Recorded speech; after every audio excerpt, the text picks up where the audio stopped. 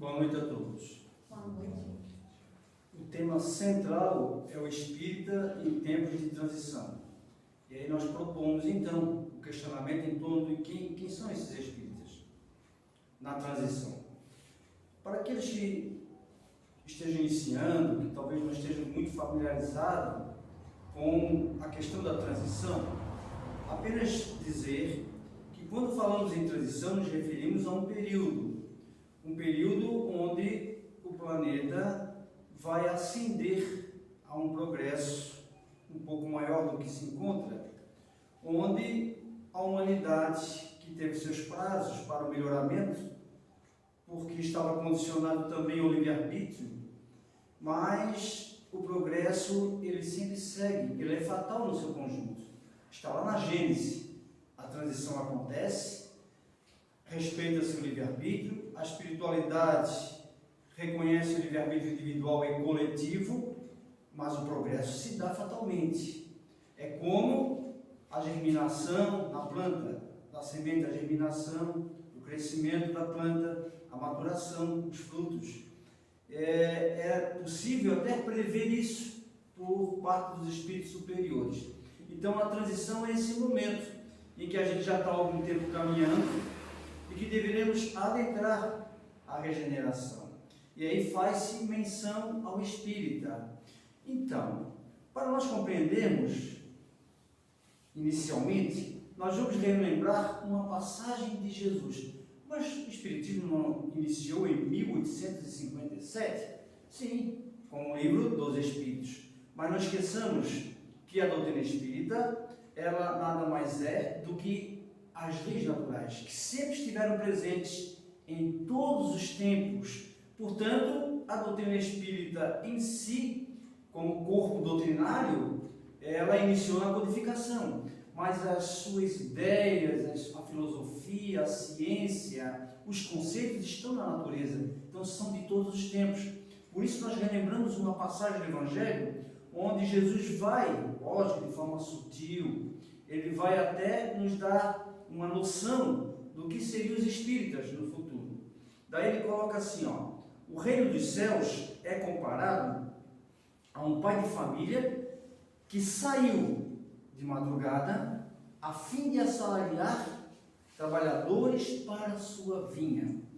Olha que interessante, ele faz uma alusão ao reino dos céus, que nós vamos ver nas diversas outras passagens do Evangelho, que o reino dos céus nada mais é do que um estado feliz, um estado de consciência, independente de região.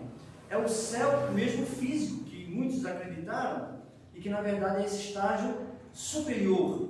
Então, o reino dos céus é semelhante a um pai de família, que é, na verdade, Deus. É apenas uma alegoria, que saiu de madrugada para assalariar trabalhadores para a sua vinha. A vinha, gente, a humanidade, o campo de trabalho, aqui é que os trabalhadores iriam executar. Então, ele saiu de madrugada. Depois ele vai dizer que a terceira hora do dia, em princípio eu vou expressar como está na parábola, depois eu explico por quê, porque o tempo era contado diferente entre o povo judeu. Então, ele saiu, esse pai de família, a terceira hora do dia e foi convidando as pessoas para trabalhar. Convidou alguns e estes aceitaram. Os primeiros, quando ele saiu de madrugada, ele convencionou, gente, porque isso é importante dizer, ele convencionou que pagaria um denário, que era a moeda da época, pelo dia trabalhado. Aceitaram os trabalhadores. Esses que já de madrugada iniciaram, eles aceitaram receber um denário. E foram até felizes, estavam sem trabalho, precisavam se sustentar. A terceira hora do dia, ele saiu, e passou a convidar outras pessoas que também estavam desocupadas. E disse que pagaria o que for justo, pagaria o que fosse justo. Depois ele sai à sexta hora do dia, sai à nona hora do dia e à 10ª hora do dia. E faz a mesma proposta. Ele passa na praça, ele percebe que as pessoas estão desocupadas e ele então convida elas para trabalharem na vinha. E elas aceitam. Os últimos ali, que é da 10ª hora, eles na praça, ainda o pai de família perguntou: por que vocês estão parados aí? O dia já está terminando, por que vocês estão parados? assalariou. A passagem assim diz: ninguém nos assalariou. Então vem e eu lhe pagarei o que for justo. Assim aconteceu e foram todos trabalhar. Só para que a gente possa ter noção do que aconteceu de sair de madrugada, saiu a terceira hora, sexta, nona, undécima. De madrugada, gente, equivalia mais ou menos 6 horas da manhã. Aí depois os períodos é cada 3 horas. Pode perceber, a terceira hora, 9 horas da manhã, 6, 7, 8, 9. Depois, a sexta hora, ao meio-dia. A nona hora, às 15 horas da tarde, e a undécima hora, que seria às 18 horas. Então, na verdade, era um expediente das 6 da manhã até as 6 da tarde. Todos foram trabalhar, todos felizes, todos contentes, aceitaram a proposta de trabalho. Mas o que ocorreu? Chegou ao final do dia, o pai de família então chamou o responsável, que fazia os pagamentos, e disse o seguinte: inicia pagando os últimos, aqueles que chegaram às 6 horas da tarde. E aí então, o indivíduo foi lá, pegou 1 denário e pagou aquele indivíduo que trabalhou apenas 1 hora. Ele trabalhou apenas 1 hora. E assim foi fazendo o pagamento das pessoas do momento final para o início. Então, aqueles que iniciaram às 15 horas da tarde receberam 1 denário também. Aqueles que começaram ao meio-dia, 1 denário também. A terceira hora do dia, ou seja, às 9 horas da manhã, também receberam 1 denário. E aqueles que chegaram de madrugada receberam 1 denário. A revolta foi grande. A revolta foi grande por quê? Porque aqueles que chegaram às 6 horas da manhã não acharam justo. Por quê? Porque os que trabalharam apenas 1 hora receberam o mesmo salário que eles que trabalharam o dia inteiro no sol. Isso é justo? E aí então, o pai de família, o responsável lá disse, chegando a eles, disse: não te causo dano algum, porque foi convencionado que te pagaria 1 denário. E, portanto, vai, cabe a mim fazer o que quero com relação à administração dos meus bens. E aquele indivíduo, estou resumindo assim a passagem, e aquele indivíduo então saiu revoltado por conta de não ter recebido aquilo que ele acreditava que seria mais justo, quando na verdade fora combinado com ele aquele salário. Lógico, essa passagem ela dá uma amplitude muito grande para a gente direcionar para outro lado. Nós queremos destacar aqui os últimos trabalhadores, porque é o trabalhador da última hora. Essa passagem está no capítulo 20 do Evangelho segundo o Espiritismo, são os trabalhadores da última hora. Então, quando a gente vai buscar a interpretação lá no Evangelho, ele vai fazer uma comparação com a vinha sendo a humanidade. O trabalho era o trabalho de transformação interior, o trabalho de entendimento das verdades, de aceitação das verdades e de pôr em prática essas mesmas verdades. Daí, aqueles que chegaram de madrugada, aqueles que chegaram primeiro, são comparados ao povo hebreu lá no início, gente. Aqueles que aceitaram de pronto a ideia do Deus único. Aqueles que foram considerados escolhidos de Deus, na verdade, eram um povo muito inteligente, já havia um progresso bem largo adquirido. Não esqueçamos que os povos da época eram politeístas, portanto, a grande maioria, ou praticamente a maioria, eram povos pagãos, eles acreditavam em vários deuses. Daí, então, a virtude do povo hebreu, que recebeu de Moisés pela primeira revelação, a ideia do Deus único, eles acataram essa ideia. Então, isso denota um certo adiantamento, isso denota uma certa preparação, pelo menos no primeiro momento. Mas, o que ocorreu com esse trabalhador que recebeu essa verdade, que já tinha essa noção, o povo hebreu se perdeu na questão. Por quê?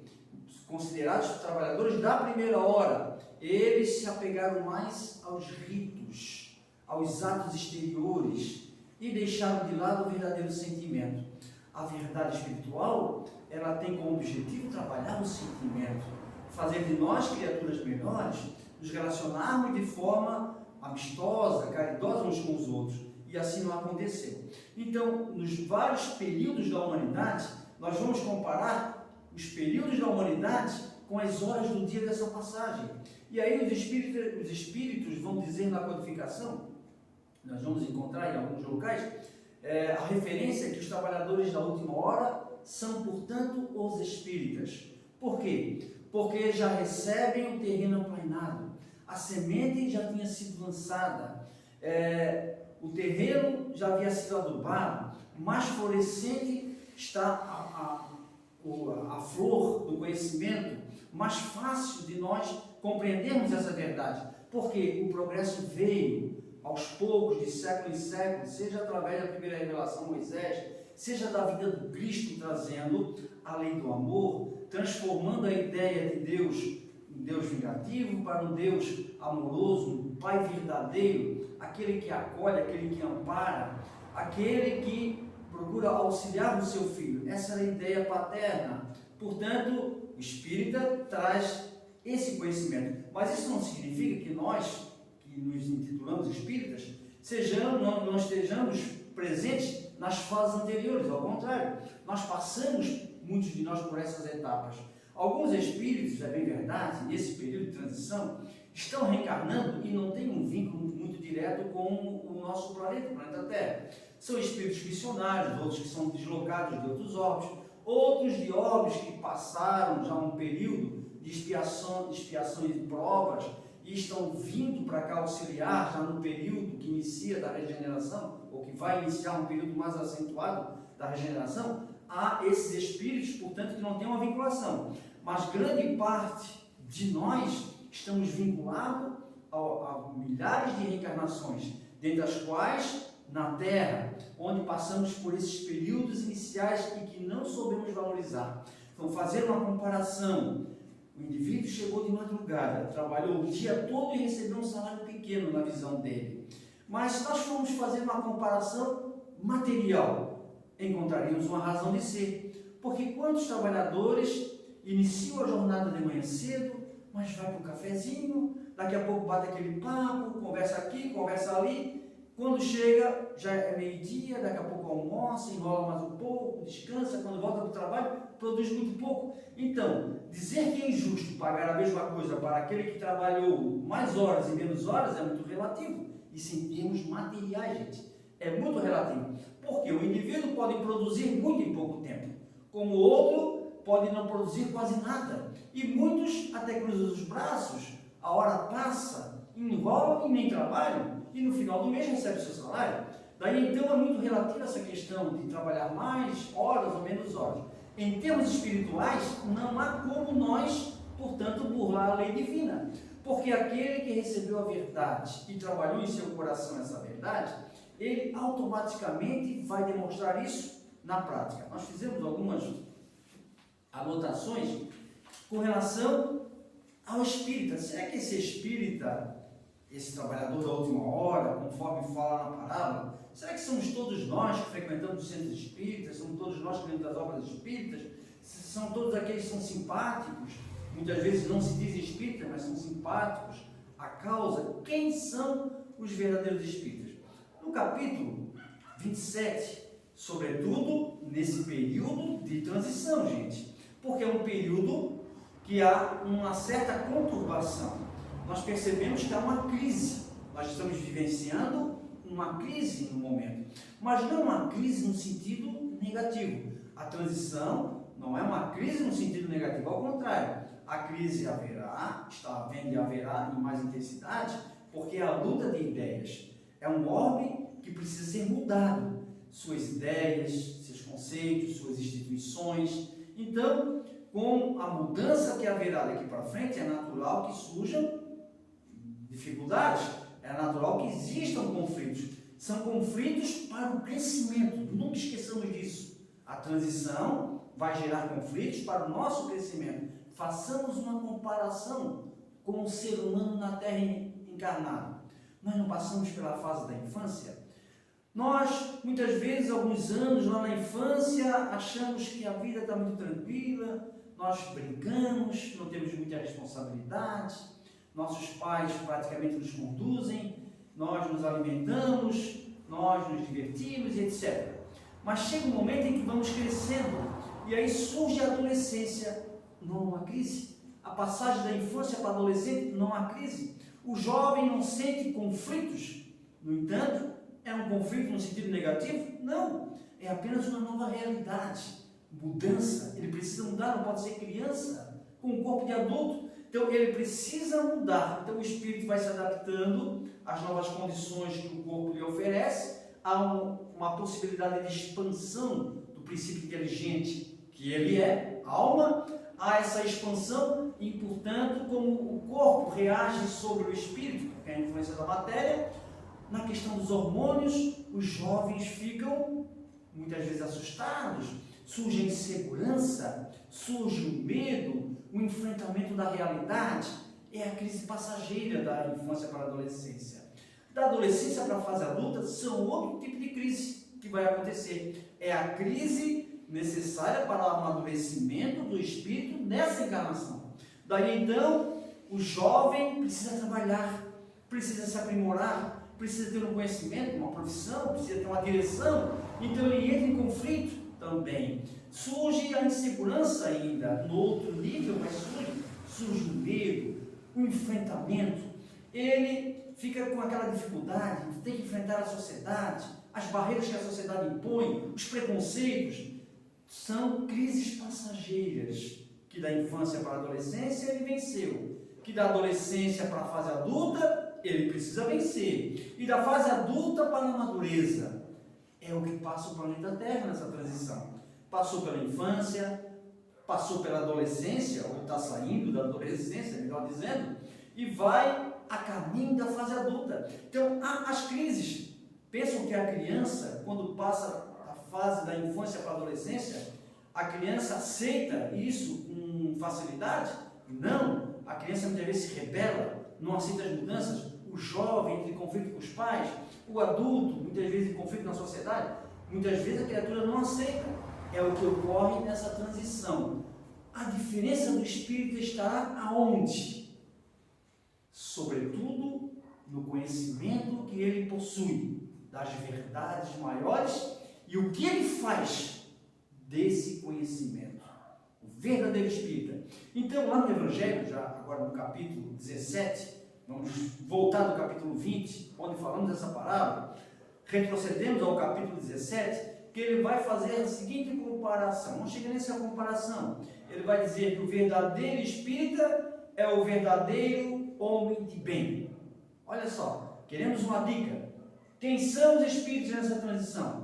Os espíritas para o Evangelho, portanto, não somente na transição, mas em qualquer momento, o espírita é o verdadeiro homem de bem. Ele coloca assim, o verdadeiro homem de bem, portanto, é o que cumpre a lei de justiça, de amor e de caridade, em sua maior pureza. Quando eu li isso aqui, eu fiquei até meio desanimado, assim, no primeiro momento. Nossa, para ser espírita tem que ser homem de bem. O homem de bem é aquele que cumpre a lei de justiça, de amor e caridade em toda a sua pureza. E aí eu pensei, eu não sou espírita, mas na verdade, essa é a meta a alcançar.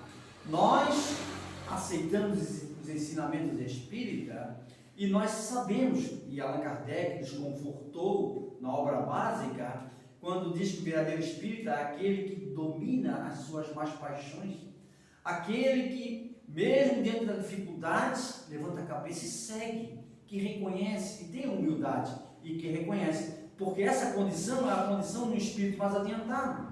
Portanto, nós poderemos nos enquadrar como alunos dentro da doutrina espírita. Somos criaturas candidatas ao cargo de espírita, estamos trabalhando para isso. Mas na acepção da palavra, o verdadeiro espírita tem que ser um homem de bem e precisa ter essas qualidades. O homem de bem, portanto, que é o bom espírita, o homem de bem é bom, humano, benevolente, para com todos, sem distinção de raças, nem de crenças, porque em todos os homens vê irmãos seus. Olha que interessante, gente. Em todos os homens nós os observamos e os enquadramos como irmãos nossos. Olha a diferença que é. O espírita olha para a humanidade e enxerga todos como irmãos. Hoje, no mundo, entre transição as pessoas, de maneira geral, sem crítica, enxergamos muitas vezes como adversários. Nós enxergamos como adversários. Se enxergássemos como irmãos, nós já estaríamos num patamar um pouco mais adiantado. Porque nessa transição planetária, gente, destaca-se o nível intelectual. Destaca-se o nível intelectual. O nível moral está rastejando, gente. Aos poucos está caminhando, mas está muito aquém do desenvolvimento intelectual. Se nós formos, por exemplo, eu busquei uma comparação que o Haroldo Dutra fez em uma de suas palestras, que eu achei interessante. Ele diz assim, o progresso intelectual caminha como uma onça pintada, morta de fome. O caminho moral, a caminhada moral, a evolução moral, melhor dizendo, caminha como uma tartaruga de barriga cheia. Olha a comparação, para a gente ver a distância que há entre o progresso intelectual e o progresso moral. Mas o Livro dos Espíritos vai dizer também que o progresso intelectual, ele engendra o progresso moral, ou seja, ele arrasta o progresso moral, no momento em que, pelo desenvolvimento intelectual, a gente passa a ter conhecimento do bem e do mal. Quando a gente passa a distinguir o certo do errado, o bem do mal, e passamos a trabalhar em nós a melhora, é óbvio que o progresso moral vem junto. Só que é muito natural que o progresso intelectual chegasse a esse patamar, porque nós somos apegados à matéria. Então, sobretudo na transição, somos muito apegados à matéria. Então, qual é a nossa preocupação? O conforto material. Para ter o conforto material, nós investimos em ciência. Pode perceber. Investimos em ciência, saneamos as regiões insalubres, melhoramos as condições de habitabilidade. Nós temos um avanço enorme nas comunicações. O aparelho celular tem 40 e poucos anos, gente. O aparelho celular, 40 e poucos anos atrás. Olha o progresso como vem. Não faz muito tempo, faz tanto tempo assim, 43 anos, como o progresso vai caminhando. Há 173 anos atrás, por exemplo, foi quando foi inventado o automóvel. E olha, não dá nem para comparar o automóvel conhecido agora. Não dá nem para comparar daquela época, quando foi inventado. E assim nós vamos perceber o desenvolvimento das ciências extraordinário. Nós investimos tanto em ciência e agora temos um conforto. Eu vim no Saco dos Limões, no meu carro, e no GPS dizia que era apenas 20 minutos. 20 minutos. Porque hoje é feriado. 20 minutos, eu já sabia até o tempo que eu ia levar para chegar aqui. Olha a tecnologia. Mas, o que acontece? Investimos em inteligência, é o período de transição, mas não investimos na moral. E aí a gente não tem o conforto moral que a gente deseja. Qual é o conforto moral? O conforto moral é a paz, a tranquilidade, a sensação boa. Esse é o conforto moral. Conforto moral, gente, nós não possuímos porque em nós surgem os conflitos, o medo, a insegurança, nós ficamos apavorados com quase tudo que ocorre à nossa volta, nos assustamos com a violência. O verdadeiro espírita não se assusta com a violência. O verdadeiro espírita, ele lamenta a violência, mas entende que a violência, ela surge em virtude de instrumentos, que são aqueles que praticam o mal, que são movidos pelo sentimento do egoísmo e do orgulho, que são a causa de todos os males na face terrena. Vejam que o verdadeiro espírito é aquele que tem o conhecimento e que a partir do conhecimento ele trabalha dentro de si essa mudança. O verdadeiro espírita é aquele trabalhador que chegou por último, porque talvez tenha vacilado nas primeiras horas. E aí arrastou-se por várias e várias existências em mundos inferiores como a Terra. Viemos nos arrastando de longa data. Segundo os Espíritos, o progresso, ele se dá de forma diferente para todos. Há aqueles que caminham muito mais rápido, há aqueles que levam muito tempo para chegar a um outro patamar de evolução, porque depende do livre-arbítrio. Daí então, quando chegamos à fase de ser enquadrados dentro do trabalhador da última hora, é porque já ralamos muito, já passamos por muito sofrimento, por muitas experiências e resolvemos despertar. É o trabalhador da última hora, que são os verdadeiros espíritas, aqueles que despertaram para a realidade. E aí então, mãos ao arado, como tem aqui, eu acho que eu até anotei a mensagem de Erasto, mãos ao arado de trabalhar. Ele vai dizer, ide e pregai, gente. Ide e pregai. Eu até anotei aqui, ó, missão dos espíritas. Quem são os espíritos nessa transição? Olha o que os espíritos no Evangelho segundo o Espiritismo nos falaram a respeito da missão dos espíritas. Ó verdadeiros adeptos do Espiritismo, sois os escolhidos de Deus, ide e pregai a palavra divina. Ide e pregai a palavra divina. É chegada a hora. Vejam se nós somos espíritas. Olha a mensagem. É chegada a hora de sacrificar a sua propagação, a propagação do Espiritismo. É chegada a hora de nós sacrificarmos os nossos hábitos. Será que nós sacrificamos os nossos hábitos? Os nossos trabalhos, as nossas ocupações fúteis? Portanto, ide e pregai, convosco estão os espíritos elevados. Apenas eu peguei um tópico, tá? O capítulo é muito grande, o item é muito grande, apenas peguei esse tópico. Na transição, gente, não dá para perder tempo. É o momento de sacrificar, sobretudo as ocupações fúteis. Quanto tempo a gente perde com coisas que não nos levam a lugar nenhum? Quanto tempo desperdiçado com coisas inúteis? É o momento de sacrificar, gente, do sacrifício. Não aquele sacrifício impossível de se fazer, mas não, é aquele sacrifício da criatura que compreendeu, assimilou a verdade divina e deseja ser um colaborador com essa verdade. Aí ele coloca assim, ó, arme-se a vossa falange de decisão e coragem, porque é preciso ter coragem para vencer o materialismo, gente, ainda presente em nós. É preciso ter coragem para enfrentar as barreiras, que são muitas vezes barreiras muito próximas a nós. Barreiras muito próximas a nós. Conhecemos um jovem espírita, em que lá no início da sua empolgação, começou a ler as obras, apareceu no centro espírita, começou a ser orientado, estava muito dedicado, até o momento que a sua esposa chegou e disse a ele, você vai ter que escolher agora, ou esse tal do espiritismo, ou eu. Olha que coisa difícil para ele. Você vai ter, e nem era aquela religião mais fanática.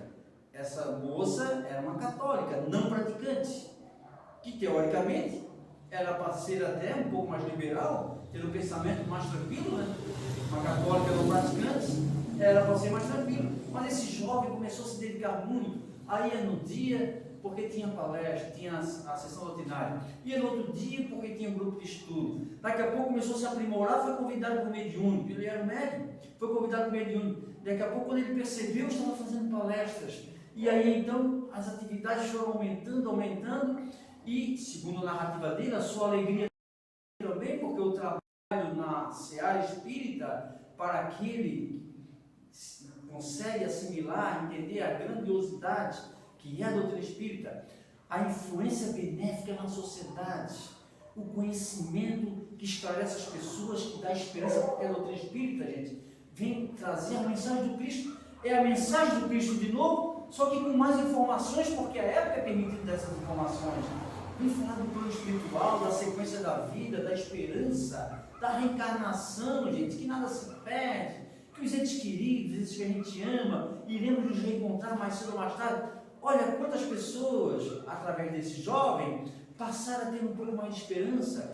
Quantas pessoas, a partir da palavra desse jovem, deixaram de praticar o suicídio, porque estavam em desespero, e perceberam, através da colocação, da forma como ele conseguia dirigir as suas palestras, conseguiu resultados grandiosos até o momento da prova.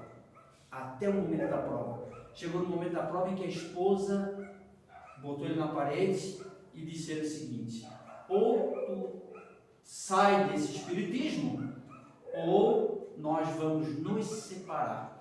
E eu lembro, e ele veio pedir conselho, não se podia dar muito conselho, no sentido de tomar decisão, porque isso Depende muito do livre-arbítrio da pessoa. Imagina, você vai dizer para uma pessoa tomar tal ou tal decisão, isso pode influenciar no futuro, depois a cobrança vem em cima. Então passamos apenas a dar algumas informações necessárias e deixamos que ele tomasse a sua decisão. Então ele tentou pelo convencimento inicial, levar a esposa para frequentar, para conhecer, para ver que não tinha nada a ver, era uma casa normal, uma casa de caridade, uma casa de oração, uma casa de instrução, mas ela renitente não quis. Com o conhecimento de causa, ele passou a perceber que, na verdade, essa decisão não era só dela. Ele passou pelo conhecimento a perceber que haviam entidades espirituais por trás, fazendo essa influência. Então, como ele sabia que o sentimento de amor que sempre existiu foi o móvel da união daquele casal, ele tentou trabalhar no sentido do sentimento do amor, para poder resgatar, não perder o casamento, não perder a família e ao mesmo tempo não desistir do movimento espírita que ele havia se dedicado em corpo e alma. Até o momento em que ele disse, teve um momento em que ele chegou e disse para a esposa: não me coloque na parede para decidir, porque senão eu arrumo minhas coisas e saio de casa agora. Ele chegou e foi taxativo, porque eu não posso, depois de conhecer a doutrina espírita, simplesmente largar assim de uma hora para outra. Não é nada demais, não é uma coisa negativa, não é uma coisa que venha a prejudicar ninguém. Eu te convido a comparecer comigo, mas se não quiseres, porque chegou um momento que tinha que decidir. As coisas foram se arrastando, chegou um momento que teve que decidir. E aí então ele foi duro, taxativo, tomou uma decisão que poderia até se arrepender mais na frente, por conta da família, mas ele, no seu íntimo, dizia que ele estava muito convicto da doutrina espírita. E aí o que ele fez? Ele tomou a decisão. Eu tenho que tomar uma decisão, então eu decido ficar com a doutrina espírita. A esposa, naquele instante, caiu numa choradeira, dizia ele, caiu numa choradeira, se jogou aos seus pés e pediu perdão. Naquele instante, ele percebeu que houve provavelmente um auxílio grande da espiritualidade, porque ela estava agindo com uma personalidade meio diferente. Não era, parecia não ser ela, dizia ele, com o pouco conhecimento que tinha, parecia não ser ela. E na verdade ela estava sob a influência de entidades perversas. Eis que ele toma a decisão e ela então desperta no seu íntimo. O poder de decisão dele, nesse caso, não pode ser tomado como regra, mas nesse caso o poder de decisão dele fez com que o subconsciente dela tomasse conta da situação e ela reagiu em pensamento e ela automaticamente, provavelmente com a ajuda, lógico, do amigo espiritual, mas pela sua decisão, a esposa digo, ela então freia, ela bloqueia a influência espiritual e aí, auxiliada pelos espíritos, ela reconhece o erro que se encontrava. E eu conheço o casal, já estão há muitos anos no movimento espírita, e eles até hoje, e a moça, que já é uma jovem senhora, hoje é evangelizadora, não está evangelizando por conta da pandemia, na casa espírita que pertence, mas hoje é uma evangelizadora, gente. Vejam que precisou ter muita certeza, muita fé e assumir aquilo que poderia ter acontecido. Então nós percebemos que é um momento muito delicado que a gente passa na humanidade, mas o verdadeiro espírita, gente, pode ter certeza, o verdadeiro espírita está sempre pronto para auxiliar a todo instante. Lá no capítulo 20 ainda do Evangelho segundo o Espiritismo, ele vai colocar assim, ó: se entre os chamados para o Espiritismo muitos se transviaram, quais os sinais pelos quais reconheceremos os que se acham no bom caminho? Olha o cuidado que a gente tem que ter, porque todos nós estamos sujeitos a erro, todos nós estamos sujeitos a quedas. Assistimos uma entrevista do Divaldo Pereira Franco com a Mauri Júnior, não sei se vocês assistiram, em que a Mauri Júnior perguntava sobre João de Deus, e então o Divaldo disse que João de Deus já era realmente um médium, e pelo uso da mediunidade ele fez muitas coisas boas, e que depois se deixou levar por suas paixões inferiores, e obviamente ele acabou perdendo a mediunidade e se entregando aos seus instintos animalescos. E ele disse o seguinte: mas todos acusam-nos de Deus, mas não esqueçamos disso de volta. Com as palavras dele, vou tentar reproduzir com as minhas. Que não esqueçamos que todos nós estamos sujeitos a quedas. O sentimento da humildade tem que estar sempre presente em nós. Somos falíveis. Por isso é preciso vigiar e orar constantemente para não cair em tentação. Então, o verdadeiro espírita, ele vigia e ora, gente, para não cair em tentação. Mas se entre os chamados para o espiritismo muitos se transviaram, quais os sinais pelos quais reconheceremos os que se acham no bom caminho? Reconhecer-o-eis. Queremos saber quem são os espíritas? Entra na transição, reconhecer-o-eis. Pelos princípios da verdadeira caridade que ensinarão e praticarão. Não basta só vir aqui na frente fazer a palestra, tem que fazer a caridade. Não basta. Vai se reconhecer os princípios da verdadeira caridade que vão ensinar, mas que também vão praticar. Pelo amor ao próximo, pela sua abnegação. Quantos de nós temos até uma vontade, mas quantos de nós não temos abnegação? Então, pelo amor ao próximo, pela sua abnegação, pelo seu desinteresse pessoal, gente, pela obediência à lei divina em todos os aspectos. Esse é outro muito interessante. Pelo desinteresse pessoal. Sempre que nós observarmos por onde nós andarmos, que as criaturas, utilizando de certas verdades, mesmo no movimento espírita, utilizar essas verdades para patrocinar sua imagem, não é um verdadeiro espírita. Para obter lucros, não é verdadeiro espírita. Porque o próprio Evangelho diz, dá de graça o que de graça recebeste. Portanto, precisa a criatura estar consciente da tarefa que ela tem a desempenhar na Terra, porque nada é dela. O Espiritismo não é nosso. O Espiritismo foi deixado para nós. Nós apenas somos criaturas endividadas do passado e que encontramos no movimento espírita, assim como em movimentos humanos anteriores, muito anteriores, e que vacilamos e que tivemos quedas, mas hoje, novamente, depois de um período de preparação, de muito sofrimento, de arrependimento, estamos tentando chegar a essa condição do espírita verdadeiro na transição, ao ponto de instrumentos do movimento espírita levar as verdades sem interesse particular, levar por amor a causa.